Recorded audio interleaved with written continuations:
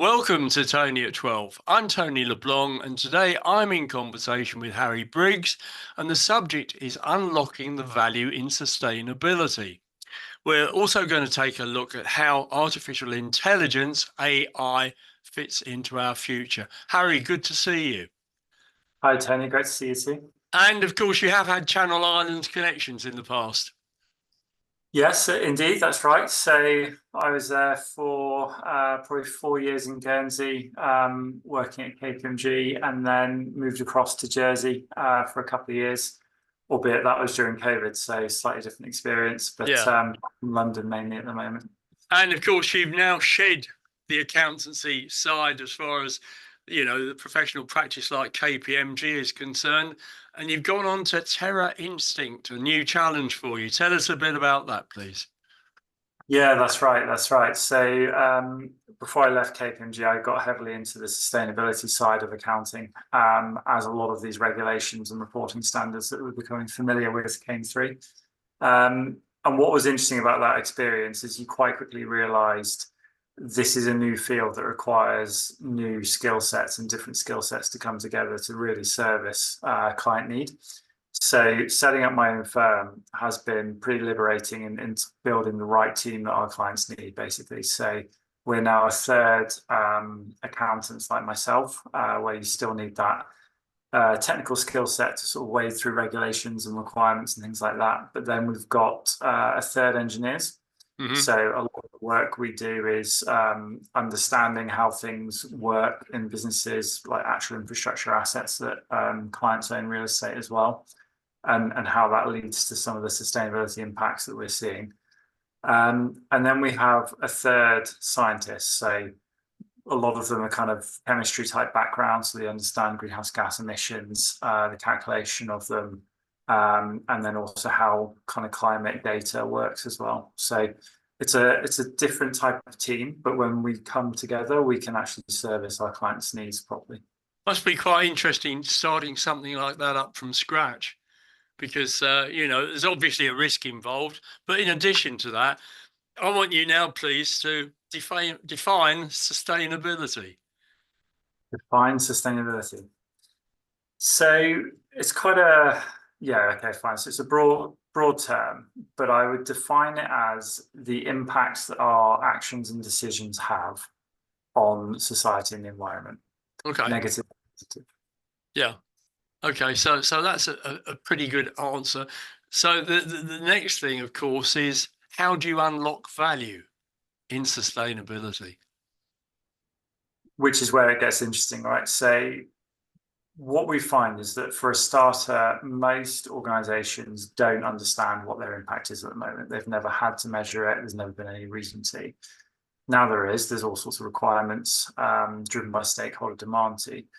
Once you understand what your impact is, then it starts to unlock opportunities. So you can minimize the negative impact you're having, and you can turn that into a positive selling point, whether that's to stakeholders like investors who expect that of you, or whether it's to end users of your product or service.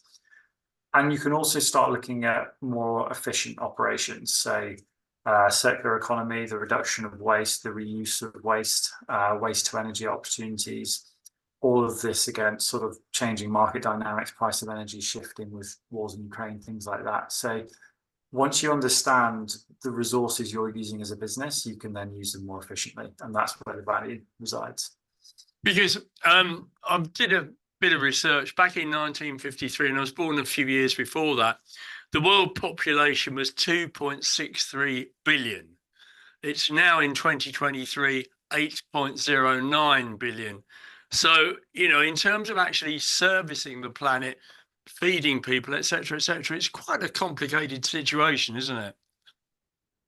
100%. And that's why we have resource scarcity, right? So that's why the efficient use of resource is a valuable thing. There isn't a lot of it to go around. And when you think that in the West, we can sort of dominate those resources, we have more funding and ability to access them by pushing all of our operations into those countries where those resources are really scarce, particularly water. That's where the West and companies and organizations really get hit by that resource scarcity. So connecting those dots up and making everything more efficient is where value sits. I mean, I've never been a fan of Jeremy Clarkson up until the time that I started watching Clarkson's Farm. Yeah. And I don't know whether you've seen it, but I mean, it clearly demonstrates the tightrope these blokes are on in terms of trying to make their businesses work, let alone make a profit. And, you know, it seems to me that it's quite crazy when you get governments saying, we'll subsidise you for letting agricultural land go wild.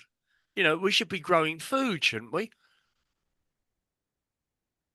I mean, you're picking up on a really specific and acute policy issue in the UK, well, I suppose across all of Europe. Yeah.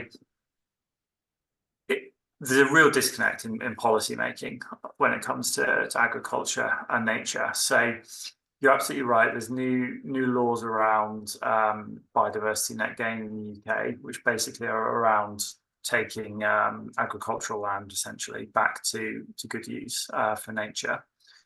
That then obviously depletes agricultural land, and that's the point you're making. And I think when you step back, I mean, we've done a lot of work in this space, a lot of work around this biodiversity net gain policy, and we talk to a lot of landowners of different types, so sort of smaller farmers through to large landed estates. And the story they tell is quite interesting. So post World War II, we have this huge policy drive to be more self-sufficient in the UK.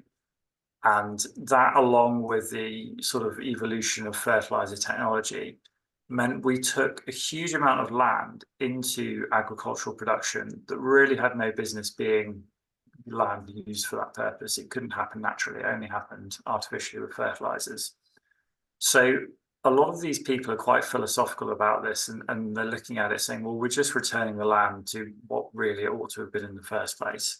It never really should have been used for food production. It was never fit to be. Now, the problem with that is it's all well and good from a nature perspective, and there's huge benefits from restoring wildlife and returning or rewilding, returning it to nature.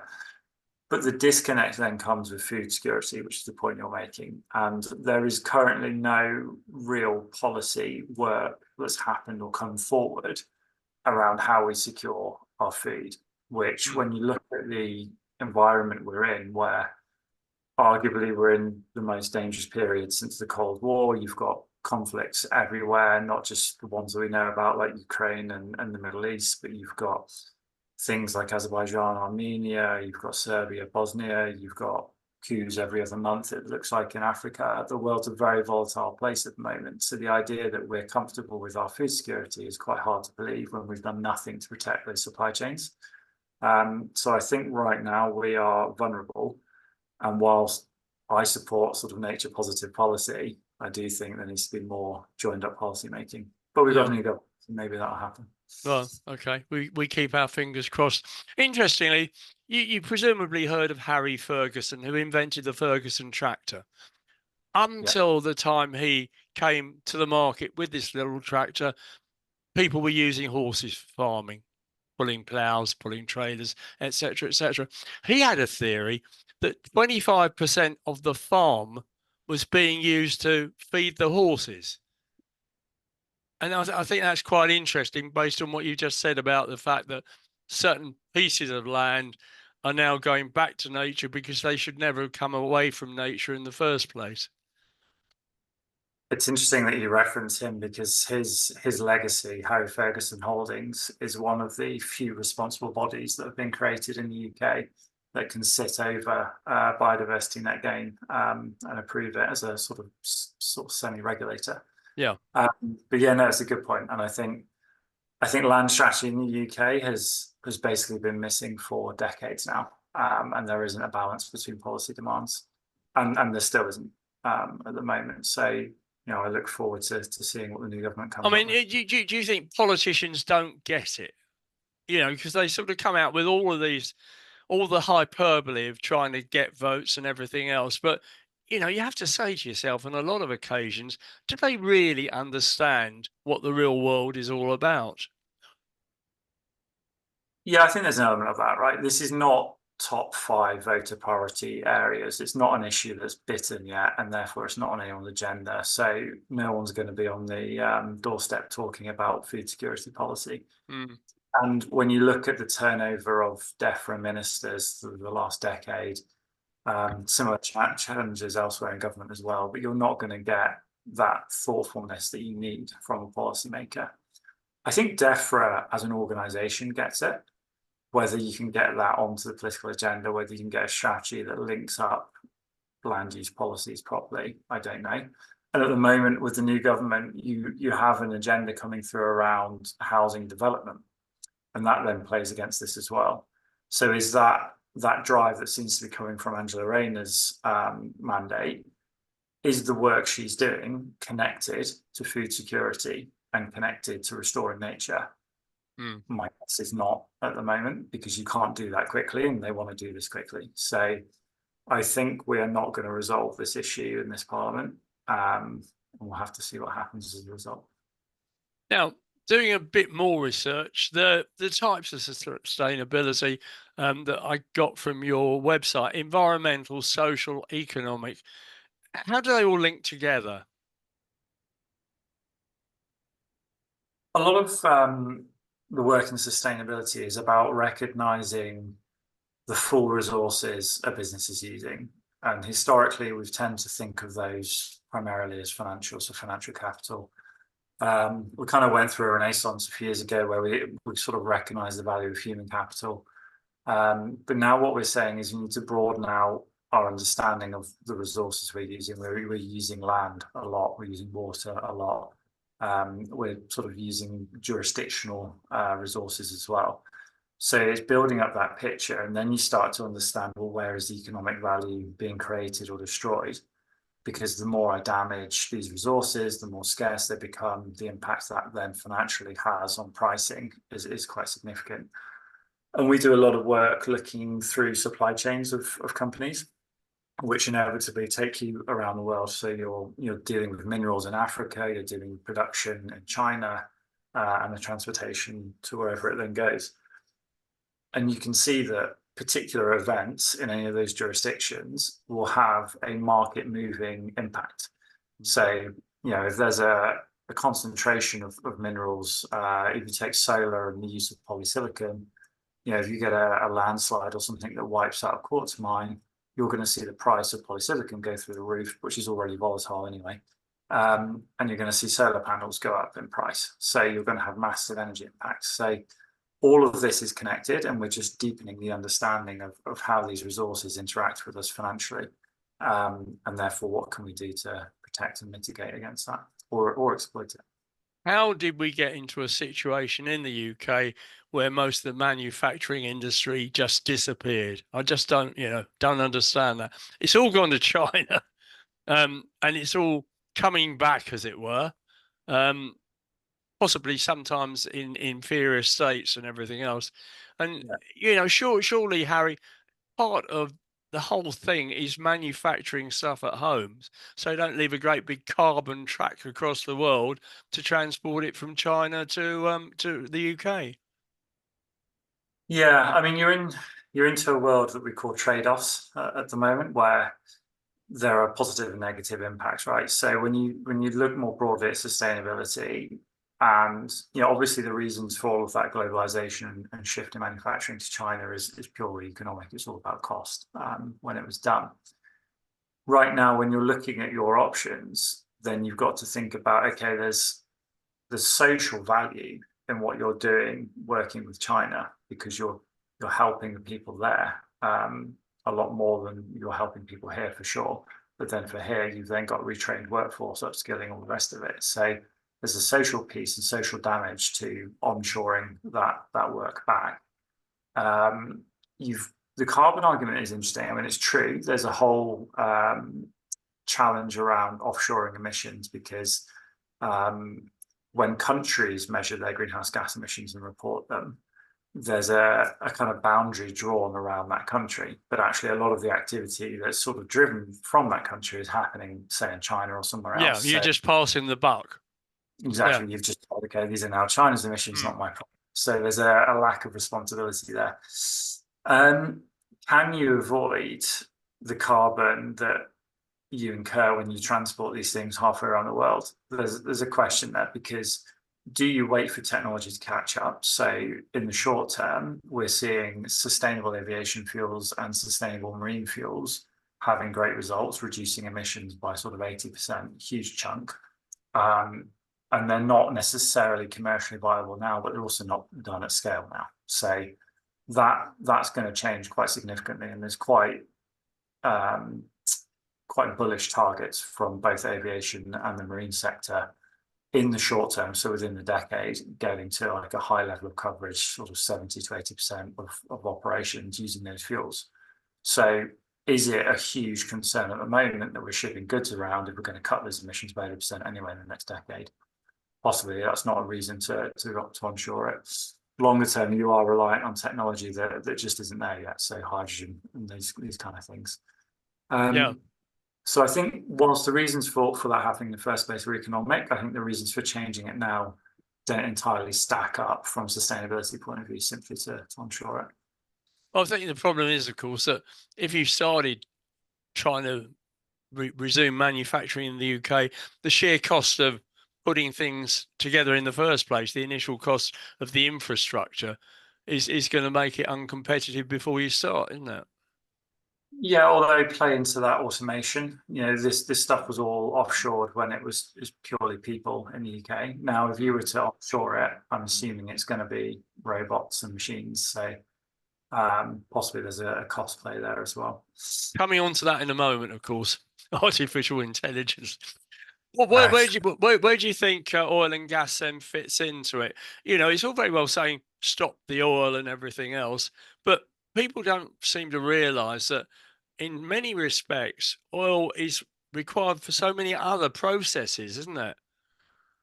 Yeah, for sure. We've built our economy on it over 150 years. It is interesting, and we're actually doing an increasing amount of work in oil producing states in the UAE and Saudi as well. And they're planning for the end of it. They've got huge economic structural change going on in those countries to get ready for the next generation. Look, it's gonna be needed, certainly needed for the next sort of few decades at least. We're not going to be able to shift away from it meaningfully anytime sooner. What the plan is, if you like, is to wean ourselves off it down to a level where it's then within what we call the global carbon budget. So we will always be able to make some level of emissions, because some level of emissions you can then offset and remove from the atmosphere as well. So there's a budget that's set that will allow for ongoing use of oil and gas at a much reduced level. But it kind of plays well at the moment because energy prices are volatile because of Ukraine primarily. We're now seeing a position where wind technology has advanced sufficiently that it's cheaper to produce energy from wind than it is through oil anyway. So economic incentives are lining up next to the kind of climate argument as well as energy security, of course. That's also a big play. So I think fundamentally, if you just step back and look at it over a sort of much longer period of time, 100 plus years, does it make sense to fix our economy to a resource that is ultimately finite, will become increasingly scarce and increasingly expensive to extract? Probably not. We probably need to shift anyway, even if you don't take the climate argument as the main one. But part of the problem is that they're sort of setting such short targets for these things. Internal combustion engines were going to be 2030. That's only 6 years away. They, I think, have now thought about 2035. But even so, it's an awful lot short time to try and go through this major revolution. And if for example, you take power distribution, obviously you've got to triple the national grid up to actually be in a position to do, to actually take the load. And, I just don't see it happening so quickly. I mean, when you said just now 100 years, yeah, I think that's probably feasible. But to put these stupid targets in that probably aren't going to work, and everyone's saying nobody's buying electric vehicles anymore because they're so expensive. It's totally crazy. Yeah. Well, yeah, I mean, I said 100 years, but I suppose the science pushes us to act quicker Yeah, because of but the you know change. what you suggested is more likely, I think. Yeah, the only thing is, whenever I've worked on any sort of project or anything like that, and whenever I've observed any government projects, short timelines help put pressure on and make things happen. And all I think will happen is if you push that timeline back to 2035, 2040, you're going to get a period where nothing happens and everything happens in the last 5 years. Yeah. Now, Okay. if we're going to do that, let's just make them last 5 years now. And then if you need to delay it, delay it. But I just think human nature being what it is, having a short timeline probably makes sense, even if it doesn't sort of look good on paper. But What? I agree with you around energy distribution. It's ridiculous in the UK. How many solar plants have been given planning permission that can't be built because we don't have a grid that can cope with them? Yeah. It's a lot. Yeah. Yeah. And I suppose the same goes for wind, doesn't it? In terms of power distribution, and of course, you know the thing that down here in the Channel Islands we're all hoping for is the use of the tide to generate electricity, and you know that's something that obviously, unlike solar and wind, is totally predictable. It is, and it makes a lot of sense at that higher level. The challenges are just significant, and the capital to actually develop that technology significant. So It's going to I be a long think, time. yeah. Yeah. And also, I'm not really aware of uh, any funding that's big enough to actually move the dial on that either. You know, we can see a lot of government money going into hydrogen globally. Hmm. Uh, I'm not seeing the level of investment a technology like tidal would need. No. What about fusion? That every 5 years they say it'll be around in another 40, because that's the ultimate answer, isn't it, to the whole thing? Well, yeah, I mean it's turning it's alchemy, right? So I think I don't know, I've lost count of the number of times I've read articles about breakthroughs in fusion from various scientists and universities. In a I've jam jar. Yeah, and I've in the past I've seen investment funds that put money into it as well and lost every penny of it. As in, I'll believe it when I see it, but I don't see it at the moment. Okay, we'll leave it at that. We're in, as you said earlier, troubled times. What happens if World War III commences and we still owe China a lot of money through our trading arrangements? Do they write that off? You've possibly landed on the only perk of World War III that you could probably get away with that. Um, But it's the first time I've ever thought of someone that, you know, people say China is good, some people say it's an enemy. I'm sort of on the fence on the whole thing, but I can't think of any war in the past where it's been fought with the should we call ourselves the aggressor, actually owing the defender so much money. that's true. That's actually a dimension to the potential conflict that I hadn't really considered.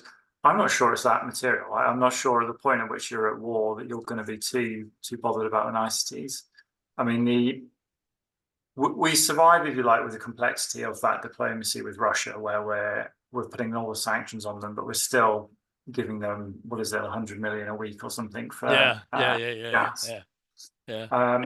So we are capable of dealing with these complexities and somehow keeping the system running. I think to us, if you're in a war situation, there's probably an advantage to not necessarily keeping that going. Yeah, coming back to UK infrastructure schemes, um, surely a lot of capital is actually available in UK pension funds. And if you issue bonds with a good interest rate and they have a government guarantee, that's a good way of actually getting some money into the system to carry out some of these infrastructure improvements, isn't it? Yeah. Obviously, that's made harder was interest rates being higher now than they were a couple of years ago. Those bonds are going to have to carry a decent coupon. But Yeah. um, But the money's there, isn't it? yeah, and to be honest, that's the the capital flows and the availability of capital into UK infrastructure isn't really something I've seen as a challenge. I have clients that can tap the markets relatively easily to fund the infrastructure. The challenge is getting the projects away. Yeah. It's, you know, you can have all your permitting and all the rest of it in place, but you can't build it because you can't connect to the grid or whatever it is. And I don't think it's a huge capital issue necessarily stopping the grid. It's more the whole process of well, making 100+ year infrastructure work and having political decisions to upgrade it. So basically, in many respects, the answer lies in upgrading the national grid to probably about 3 times its current capacity. Yes, or using better balancing technology, because a lot of the challenges of that sort of intermittent generation and the impacts that has on sort of peak demand as well. So Yeah. you don't necessarily need that huge jump in capacity if you can better manage and balance the load on the grid. Okay, let's change the subject completely and get on to artificial intelligence. What's your definition of it, Harry? My definition of artificial intelligence. Right now, it would be autonomous execution of tasks. We're not yet artificial general intelligence, which would be an ability to reason and direct your own tasks. So we're currently at the sort of first stage. It was best, in terms of its capabilities, it was best described, I think, by, terribly, I've forgotten his name, but the CEO of Anthropic, which is one of the large language model producers. And he said the models at the moment are basically the equivalent of a smart intern that's joined the company. So if you think about that intern that joins, they've got their advanced degrees, all the rest of it. If you give them good instruction and good coaching, they will execute a task very well. And the large language models are essentially millions of these interns. You have an army of interns at your fingertips. What they're not going to do is what you'd expect someone with sort of 3 to 5 years experience to do, which is recognize, oh, I should do that. And they start setting their own agenda as a more managerial mindset. That's the next level where artificial intelligence needs to get to. And that's where it's going to be almost scary how much we can get done with that level, artificial general intelligence, if we ever get there. But right now, there's a huge amount of opportunity and value just having that kind of scale of resource. And going back to some of the sort of economic conversations we were having before, if you think about, because we have offshored all that manufacturing, the UK economy and the Channel Islands economies are service-based economies now, where we've had this huge productivity challenge for decades, where we just cannot get productivity up. As a result, we cannot get GDP up, unless, of course, we just open the doors and we bring in more people. So a lot of the immigration policies in the UK are actually built around, I need a boost in GDP, let's let another 500,000 people in and we can produce more. This is actually a big boost for that. So the biggest sort of beneficiaries from artificial intelligence in its current state are, in theory, the service-based economies like the UK. Would it be a social revolution in terms of the fact that everybody's sitting at home watching television and having, pints of lager and no longer actually working? How would they get paid? How would that work? Well, we're not there yet. I mean, no. But I'm, asking you to look into your crystal ball. Yeah. Certainly wouldn't go home and let the intern run the shop at the moment.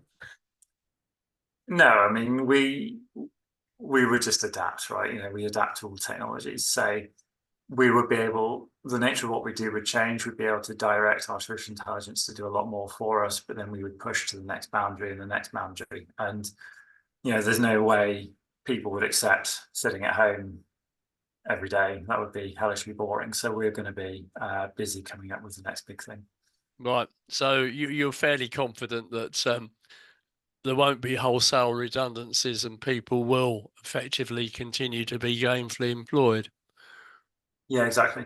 I think a lot of the risks around AI, they're valid. It's worth having the conversation. Definitely, it needs regulation.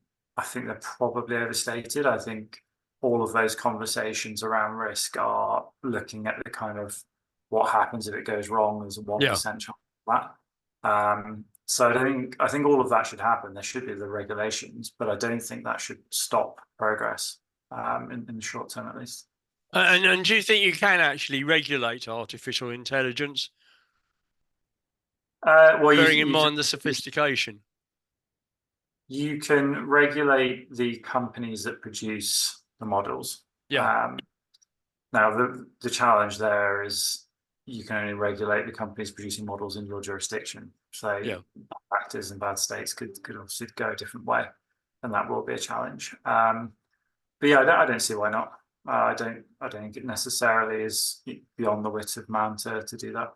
And you certainly don't see robots taking over the human race. Always have to end with a giggle. No, not yet. Although I think we've yet to see the combination of robotics and artificial intelligence, and that's going to be a huge value unlocker when we do. I think that would be an exciting area to work in at the moment. Harry, it's been a delight to talk to you. Thank you very much. I've learned a lot. As you know from the list that I sent you, I needed to learn a lot. So many thanks. Perhaps we'll have you on at some future date to give us an update on things. Yeah, it's all it's fast moving, fast paced, so it will be different in a year without a doubt. Okay. Regards from the Channel Islands. Thank you very much, Tony. Great to see you. Thank you, Harry. Take care. Bye.